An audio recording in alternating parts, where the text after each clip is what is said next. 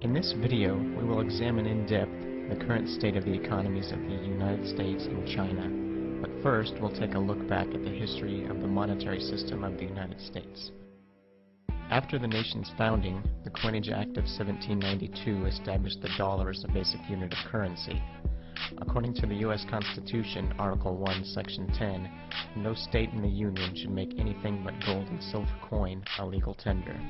Under the Act, dollar coins were to contain 24.1 grams of pure silver, and $10 eagle coins were to contain 16 grams of pure gold. This gave a 15-to-1 silver to gold ratio, which was updated in 1834 to 16-to-1. From 1873 to 1900, the nation slowly switched to a gold-only backed currency. Toward the end of World War II, the Bretton Woods Agreement of 1944 tied world nations' exchange rates to the US dollar, making it the world's reserve currency. Fast forward to 1971. President Richard Nixon ends the redeemability of U.S. Federal Reserve notes for gold. I have directed Secretary Connally to suspend temporarily the convertibility of the dollar into gold or other reserve assets. The U.S. was then officially on a fiat money system, dragging the rest of the world with it. And this year, the GDP of the People's Republic of China measured $98.5 billion US dollars. Starting in 1978, economic reforms in China created a more capitalist-style market, spurring incredible GDP growth, reaching $488 billion in US dollars by 1992. In contrast, US GDP in 1992 was roughly 13 times that of China's GDP. From 1978 to 2010, the Chinese economy grew an average of 9.5% each year. This closed the gap in ratio to US GDP, which was now only 2.5 times that of China's. At this rate, China is set to overtake the United States economy by 2025, 2018, how about 2012? All Americans should know about the ever-disappearing manufacturing base of the U.S. So-called free trade agreements, NAFTA and GATT, are now blamed for the great loss of jobs in the United States. In the first 30 months of NAFTA, the U.S. went from a $3 billion trade surplus to Mexico to a $23.3 billion trade deficit. From 2002 to 2006, the United States lost 1.4 million manufacturing jobs, while China gained 10.1 million.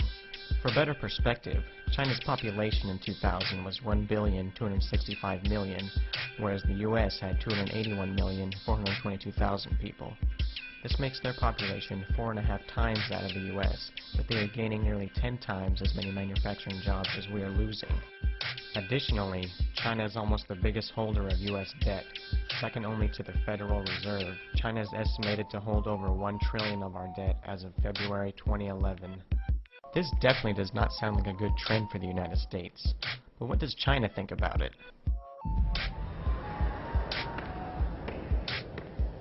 为什么强大的国家都会走向灭亡呢？古希腊、罗马帝国、不列颠帝国、美国，因为美国政府企图以庞大的开支和税收来摆脱严重的经济衰退。巨额的所谓刺激开支、庞大的医疗改革、政府接管私有企业、债务累累。当然，我们是他们的大债主。现在他们都得给我们干活。Is this our fate? Are the Chinese smarter or more hardworking than Americans? Or do such things as excessive business regulations in the U.S. have something to do with this trend? A study submitted September 2009 by Varshney and Associates, written by 2 PhD professors of CSU Sacramento, states that the total cost of regulation to the state of California is $492.994 billion. Perhaps less regulations would have helped to gain more tax revenue for that 2010 budget deficit of $19 billion. Eh, Arnie? A significant chunk of California's business regulations are emissions related. Last year, Californians voted down Prop 23, which would have taken away some effectiveness of 2006's AB 32, the Global Warming Solutions Act of 2006. Give me a break. It's normal for temperatures to vary. There's no great global warming to be worried about. What we should be worried about in the U.S. is not having enough energy for our homes. Obama wants to bankrupt anyone building coal power plants, when coal power represents 44% of America's energy source. So if somebody wants to build a coal power plant, they can. It's just that it will bankrupt them because they're going to be charged a huge sum for all that greenhouse gas that's being emitted. In early 2011, inclement weather helped to cause power outages in states such as Texas, which led to shortages in natural gas from Texas to New Mexico, Arizona, and California. So the U.S. is discouraging new power plants when we're reaching the capacity of our current ones. Let's look at how China is handling their energy. The New York Times reports that China has emerged in the past 2 years as the world's leading builder of more efficient, less polluting coal power plants, mastering the technology and driving down the cost. The article goes on to mention U.S. restrictions for a type of coal power plant that is not restricted in China. And they're not just working with coal. In 2010, China became the top world manufacturer of solar panels. These Chinese seem to like renewable energy. They also seem to like gold. I love gold!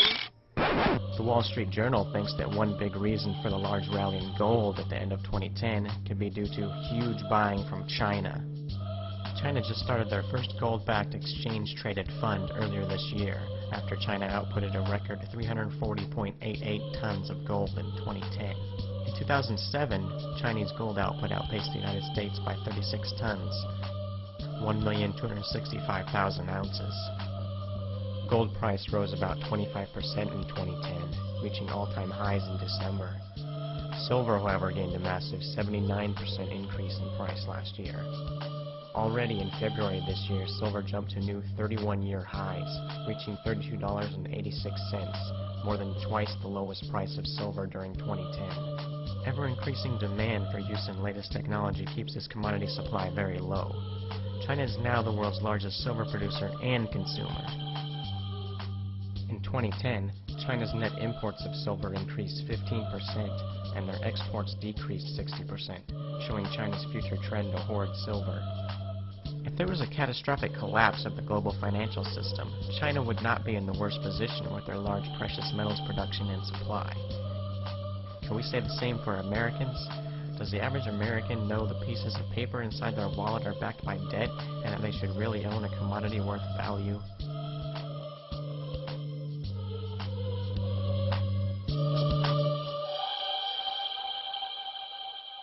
China is on the right path where we are on the wrong one. We see ads asking us to sell our scrap gold. With gold at an all-time high, now's the time to send your unwanted gold for cash. China is encouraging its citizens to buy gold. Food prices and other commodity prices are increasing, but this is not a result of supply and demand. As an example, there aren't less bananas being produced or more being demanded. The reason why bananas cost more is because there are ever-increasing amounts of US dollars being printed, whether on paper or digitally in a computer system. China is seeing rampant inflation in their money supply. Chinese citizens are wondering how they will continue to afford to buy produce when staples like green peppers and carrots have tripled or quadrupled in price. As China keeps its exchange pegged to the US dollar, they will continue to see this high inflation. That has been changing as China and Russia have recently announced that they will trade in their respective currencies instead of the US dollar. If this policy spreads throughout the world, the US with its current policies may not be a first world nation for much longer. Americans should prepare themselves for the coming crisis never seen before. We're digging a hole of debt that we'll never get out of. Please stop digging. Please save storable food and invest in real money or commodities such as gold and silver if you are serious about having a future for you and your children. Visit FutureMoneyTrends.com for our most recent list of food storage companies and current articles regarding the coming crisis. Trace of consciousness. Trace of consciousness.